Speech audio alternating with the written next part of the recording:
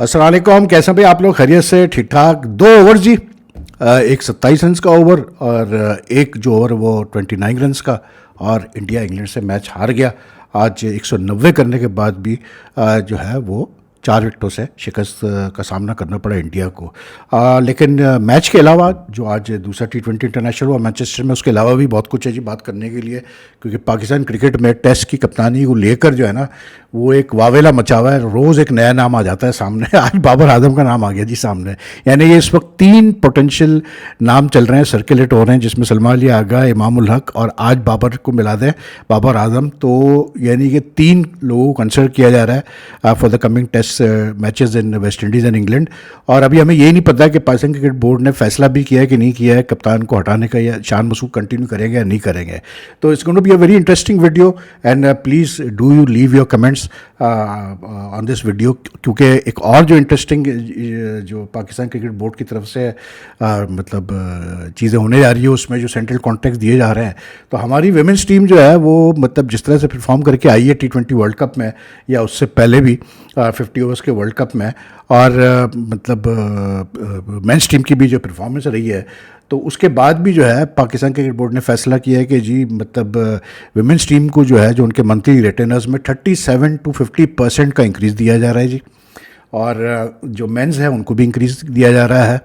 मतलब मेरी समझ में नहीं आ रहा है कि ऐसा क्या हमारी मेंस या वुमेन्स टीम कर रही है जिस पे जो है उनको इतने इंक्रीज़ मिल रहे हैं। मतलब पाकिस्तान क्रिकेट बोर्ड अगर नहीं समझता कि प्लेयर्स को कैसे चलाना है, किस तरह से प्लेयर्स के साथ आपने उनसे बेस्ट परफॉर्मेंस निकालनी है, तो फिर अल्लाह ही खैर है पाकिस्तान क्रिकेट का। लेकिन coming back to the Pakistan to the India and England match, यार देखें, मैं सीधी बात करूं कि it was a very good match, lot of hawks in the match. मतलब एक स्टेज पे तो लग रहा था जैसे विन प्रोबेबिलिटी इंडिया की ज़्यादा है जीतने की, लेकिन then the way Jacob Bethel जिस तरह से उसने 17वें ओवर में रवि बिश्नोई को 29 रन्स मतलब उसने लूटा है रवि बिश्नोई के ओवर में, बस वहाँ से मैच चेंज हो गया। इसलिए क्योंकि England before the over started needed 49 of 4 overs, तो मतलब ऐसा था कि अब 5 विकेट की गिरी हुई थी, तो यानी कि India could have defended total. लेकिन जो चीज़ मुझे समझ में नहीं आई, एक तो वो जो रवि बिश्नोई ने दिए, और उससे पहले 3rd ओवर में 27 रन दिए पड़े उसको, अर्शदीप को 3 छक्के और 2 चौके मारे हैरी ब्रुक्स ने उसको। लेकिन हैरी ब्रुक्स ने तो जो है ना मतलब I think he took a calculated decision के मतलब क्योंकि इंग्लैंड की दोनों विकेटें बहुत जल्दी गिरी while chasing 191, they lost Phil Salt and Buttler for just 2 runs. तो I think Harry Brooks took a calculated decision कि अगर हमने ये मैच जीतना है तो हमें पावर प्ले में रन्स चाहिए। तो he went after Arshdeep Singh and he played some glorious shots, and I felt कि अर्शदीप सिंह भी जो आज बॉलर्स का भी यार कुछ समझ में नहीं आता कि मतलब आप वही गलती बार बार एक ओवर में कराएंगे। जैसे बिश्नोई भी 3 नो बॉल तक करा दिए बैकफुट के उसने रवि बिश्नोई ने, और बार बार वही गलतियां आप करते रहेंगे अपने स्पेल में, तो फिर आप क्या बॉलर हैं यार, मुझे बता दें। दूसरा लेकिन जो मुझे समझ में नहीं आ रहा कि आई थिंक ये जो इंडिया की आज हार है, मतलब they have lost the 3rd match in 4 matches in the last 4 matches since they one the T20 world cup, ठीक है। After that they have played 4 matches and like they have lost today, they lost the 3rd match. 1 match was rained of which was the first T20 international England. लेकिन जो मुझे India के जो श्री सैयद और गौतम गंभीर के जो टैक्टिक्स है ना, वो मेरी कुछ समझ में नहीं आ रहे। मतलब मुझे आज I couldn't understand why Shivam Dubey was not given even over और 2 ओवर्स टुडे। मतलब मेरी समझ में नहीं आया कि आप क्यों नहीं ट्राई कर रहे हो शिवम दुबे को। दूसरा, इंग्लैंड में आप किसी भी T20 नेशनल में, मैं ये बोल बोल के तंग आ चुका हूँ कि भाई आजकल T20 क्रिकेट में अगर आपका 6वां या 7वां बॉलिंग ऑप्शन नहीं है तो फिर तो आप अपने पैरों पे पहली कुल्हाड़ी मार लें, उसके बाद आप बोलें हाँ जी हम जा रहे हैं खेलने के लिए। तो ये वही वाली बात है कि आप पहले से अपने पैर पे कुल्हाड़ी मार रहे हैं। 5 बॉलर से आप मैच नहीं जीत सकते, आप टोटल डिफेंड नहीं कर सकते, except on very very rare occasions, to be very honest. हमेशा एक 6वां बॉलर बैकअप में होना चाहिए आपके पास। दूसरा, playing with 3 spinners in England in English conditions, ठीक है। आज मतलब इंग्लैंड में एक हीट वेव चली हुई है, ठीक है, हमने भी सुना था। लेकिन आज मैनचेस्टर में it was overcast, the temperature was not in the early 20s, कोई ऐसा मतलब गर्मी का सीन नहीं था। तो T20 जब आप खेल रहे हैं तो भाई आप मतलब प्रेजेंट डे कंडीशंस को भी तो देख के आप फैसले करेंगे ना कि हाँ यार आज कंडीशन ऐसी, आज हम ऐसे करते हैं। तो ठीक है, एक हीट वेव चली हुई है यूरोप में, लेकिन उसका मतलब लेकिन मैनचेस्टर की कंडीशन डिफरेंट। अच्छा, मैं देख रहा था कि कमेंट्री के दौरान लोग कह रहे थे कि जी वो बॉल ग्रिप कर रही है, ये कर रही है। भाई अगर बॉल ग्रिप कर रही होती है ना स्पिनर की, प्रॉपर तरीके से जो ग्रिप करनी चाहिए, तो इतनी मार नहीं पड़ती स्पिनर्स को। आज आदिल राशिद को भी 2 ओवर में 21 रन पड़ा है, ठीक है। आज इवन उसको क्या कहते हैं अपना वरुण चक्रवर्ती को भी उसने भी तकरीबन 37-38 रन दिए है, ठीक है। और फिर बिश्नोई ने तो 60 रन दे दिए 4 ओवर में। तो अगर ऐसा ग्रिप कर रही होती बॉल तो इतनी मार नहीं पड़ती भाई, जिस तरह जितनी पड़ी है स्पिनर्स को। Going with just 2 pace bowlers in Harjeet Singh and Harshit Rana is suicidal यार। और 3 स्पिनर्स आप खिला रहे हैं, मतलब रवि बिश्नोई भी आप खिला रहे हैं, आप वरुण चक्रवर्ती भी खिला रहे हैं, अक्षर पटेल। अब मसला ये कि लोग कहेंगे यार भाई इंग्लैंड भी तो 3 स्पिनर्स खिला रहा था, ठीक है, लेकिन मसला ये कि इंग्लैंड को एडवांटेज ये है कि क्योंकि उनके पास यूटिलिटी प्लेयर्स ज़्यादा है। अब उनके 3 स्पिनर्स में से जो है अगर आप देखें तो लियाम डॉसन हो गया, विल जैक्स हो गया, ये दोनों अच्छी खासी बैटिंग कर लेते हैं। इवन आदिल राशिद भी बुरी बैटिंग नहीं करता है, ठीक है। India on the other hand in contrast only Akshar Patel is a good batsman. बाकी रवि बिश्नोई और वरुण चक्रवर्ती को तो कहीं आप नहीं गिनते अब as batsman who can give you runs when required, ठीक है ना। तो आप ये भी तो आपने बैलेंस रखना है ना, क्योंकि इंग्लैंड के पास यूटिलिटी प्लेयर्स ज़्यादा है, ऑलराउंडिंग ऑप्शन ज़्यादा है, तो वो फिर भी आज 3 पेस बॉलर्स 3 स्पिनर्स से खेले, क्योंकि सैम करन है उनके पास। सैम करन ने आज स्पेल भी बड़ा अच्छा किया, आज जॉफरी आर्चर और वो भी वापस आए, जॉश टंग भी आए। तो आई थिंक इंडिया की टैक्टिकल जो मिस्टेक्स है और सिलेक्शन मिस्टेक्स है उसकी वजह से ये लूजिंग स्ट्रीक हो रहा है इंडिया का। They need to set the tactics right. And मतलब यार 3 स्पिनर्स इंग्लिश कंडीशंस में, चाहे हीट वेव हो चाहे कुछ भी हो यार, साफ सीधी बात है, बनता नहीं है यार, मेरी नज़र में नहीं बनता। इसलिए क्योंकि आई थिंक ठीक है अर्शदीप को मार पड़ी, लेकिन लाइक आई सेड कि अर्शदीप को प्री मेडिटेटेड मार पड़ी है, to very honest in the sense के वो तो करना ही था, हैरी ब्रुक ने आउट होना था, ये करना था। जेकब बीतल ने on the other hand waited for Ravi Bishnoi to come on. जिस वक्त जेकब बीतल ने रवि बिश्नोई को जो सूता है उस वक्त तक बिलीव करें कि Bethell, if you look at his figures, he was batting and nearly run a ball. मतलब he was not in a hurry at all, he couldn't push the scoring along. I think he was waiting because he knew, उसने calculate कर लिया था कि अगर ये शिवम दुबे से bowling नहीं करा रहे तो इनको कहीं ना कहीं तो रवि बिश्नोई को लाना पड़ेगा। वो जैसी 17 ओवर में लेके आया श्री सैय्यर, उसने काम उतार दिया रवि बिश्नोई का पूरा। अब बहुत ही हॉरेबल ओवर कराया रवि बिश्नोई ने। तो आई थिंक कि tactical mistakes have led to this जो वो हो रहा है। बाकी कैसे बोलते हैं, टू बी वेरी ऑनेस्ट यार, मतलब T20 में 190 is a defendable total, लेकिन the way India batted after Shree Sayyed's dismissal, they could have easily added 20 to 25 runs, but if nothing more 15 to 20 runs उनको ज़्यादा करने चाहिए थे। उसके बाद बाउंड्रीज कितनी पड़ी आप ये अंदाज़ा कर लें जब श्री सैयद आउट हुआ 130 कुछ के स्कोर पे। तो ठीक है, लोग कहेंगे 190 अच्छा स्कोर था टोटल, लेकिन आप कंडीशंस को भी देखना पड़ता है, और अगर आपको मौका मिल रहा है 200 करना, 200 प्लस करने का, तो फिर क्यों नहीं करेंगे। And then India is known for, मतलब यू नो इंडिया ने तो एक आदत बना ली है 200 प्लस करने की T20 में। तो आई डोंट नो यार, श्री सैयद का बेचारे का स्टार्ट बड़ा बुरा रहा है। आज उसका मतलब वैभव का जो है वो था, कैसे बोलते हैं, डेब्यू करवाया उन्होंने वैभव को, आज उसको संजू सैमसन को नहीं खिलाया। आई वाज एक्सपेक्टिंग कि संजू को एक और चांस देंगे, लेकिन Vaibhav was not very, it's just his first match, is just 15-16 years. Catch उसने एक अच्छा लिया सैम करन का बाउंड्री पे, लेकिन बैटिंग में उसको with time he will realise के like in international cricket you can't keep on rushing things. आज वो जिस तरह से आउट हुआ, वो विल जैक्स ने मतलब जो है ना, मतलब बाहर निकल के आप उसको मतलब स्लैश करने की कोशिश कर रहा है, वो बॉल मिस हुई, स्टंप हो गया, and it was quite like ugly side seeing him being stump like that. So he was not very impressive in his first international innings. He got 14, he featured in the 50 run opening stand, लेकिन I think but we are yet to see the best of him because he has got unlimited potential, इसमें कोई शक नहीं। तो finally आज India ने उसको खिलाया तो सही, तो लेकिन ये है कि टाइम लगेगा थोड़ा, बट मुझे कोई डाउट नहीं कि बच्चे में बहुत पोटेंशियल है यार, कोई इसमें वो नहीं है।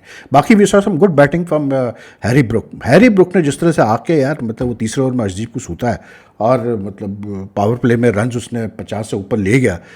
मेरे ख्याल से that over was very critical for England to win the match. And then after that the way Bethell made 76 not out. Bethell को इंग्लैंड बहुत पसंद है भाई। सेमीफाइनल में वर्ल्ड कप के बीथल ने 100 किए थे, अनफॉर्चुनेटली जिता नहीं पाया था last T20 world cup semifinal में। लेकिन if you look at the figures, तो India has done very well against England in T20 international. Last bilateral series जीती 4-1, वर्ल्ड कप में हराया सेमीफाइनल में।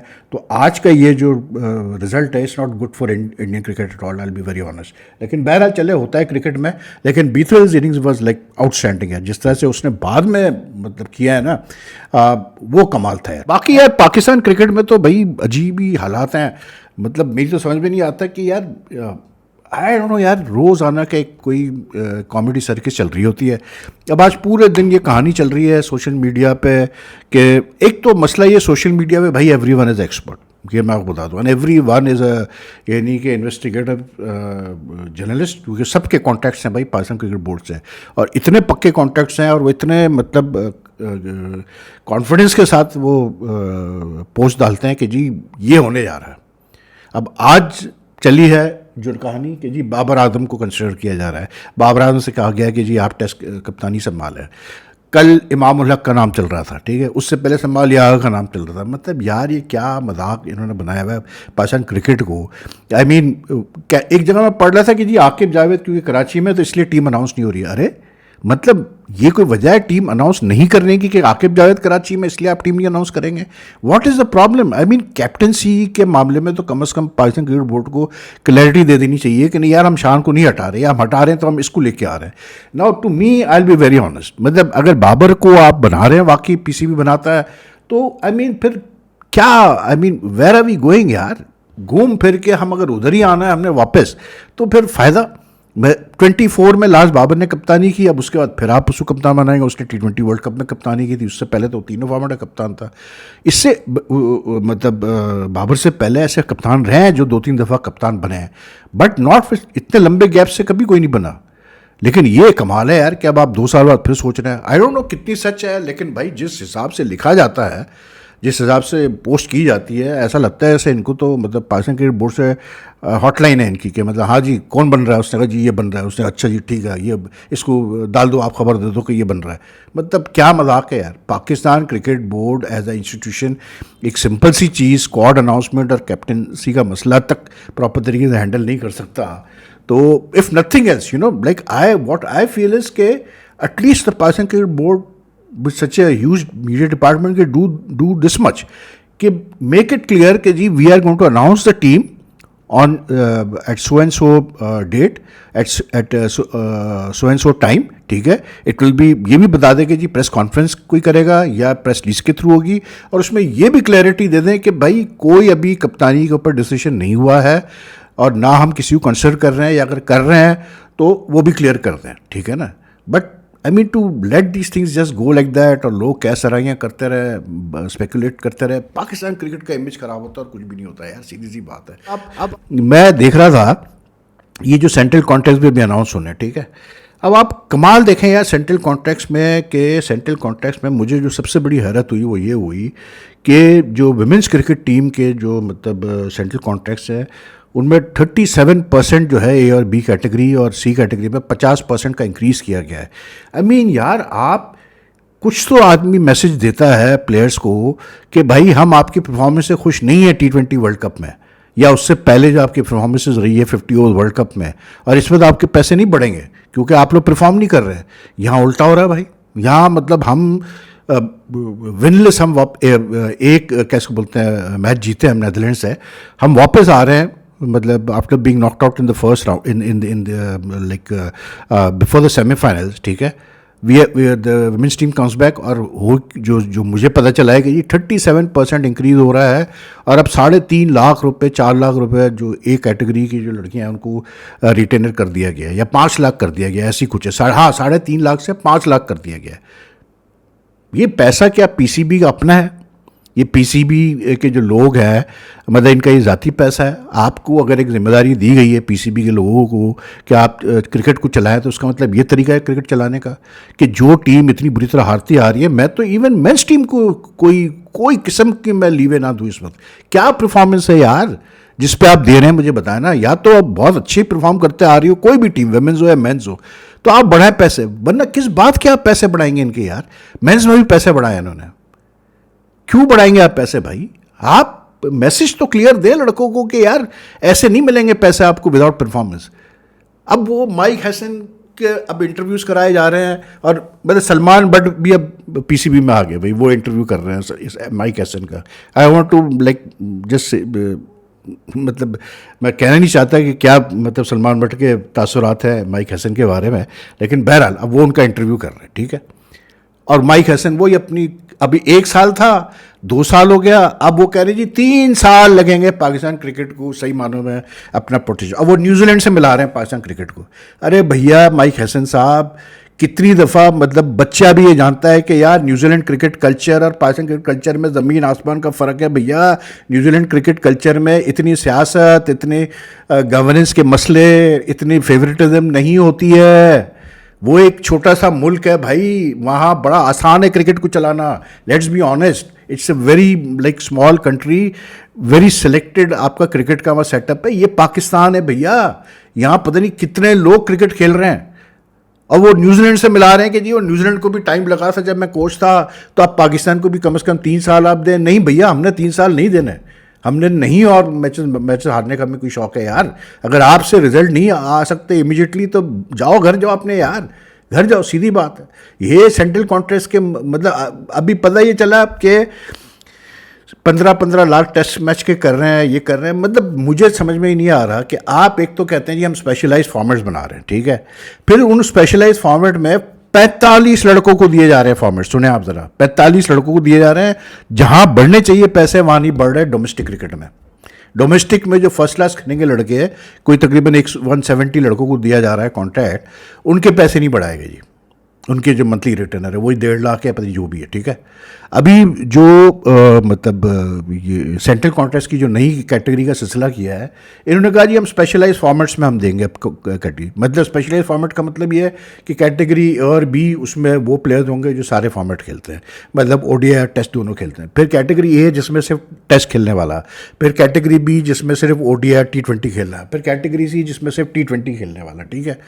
अब जो इन्होंने तीनों के वो रखे हैं, पैसे रखे हैं, आप चारों कैटेगरीज के अलग अलग रखे हैं। क्यों अलग अलग रखे हैं आपने भाई? क्यों आपने अलग रखे हैं मुझे बता देना यार। अगर जो कैटेगरी ए में है वो भी 15 लाख लेने वाला है, जो सिर्फ टेस्ट खेलता है वो भी 15 लाख लेगा टेस्ट के, जो कैटेगरी सी में है उसको भी आप टेस्ट के 15 लाख ही देंगे, तो फिर फ़ायदा क्या है सेंट्रल कॉन्ट्रैक्ट का भाई? फिर किधर कैसे कंपटीशन बढ़ेगा मुझे बता दो। कैसे एक प्लेयर को पता चलेगा हाँ यार मैं स्पेशलाइज प्लेयर हूँ? मतलब I told you this people don't have the guts to take decisions. ये बातें करवा लो बस आप इनसे। मैंने पहले ही कहा था कि इनमें नहीं है दम खम। जब आप देने जाएंगे कॉन्ट्रैक्ट आपको पता चलेगा ये फॉर्मेट वाइज जो आप दे रहे हैं कॉन्ट्रैक्ट, आप नहीं किसी प्लेयर को कह सकते यार कि सिर्फ तुम T20 खेलोगे। तो फिर क्या जरूरत है ये फॉर्मेट वगैरह सब करने की? मेरी समझ में नहीं आता, क्योंकि माइक हैसन ने कहा है भाई। एनीवे क्या कह सकते हैं यार। आपको अगर वीडियो पसंद आती है तो लाइक एंड शेयर कीजिएगा, and your comments are welcome.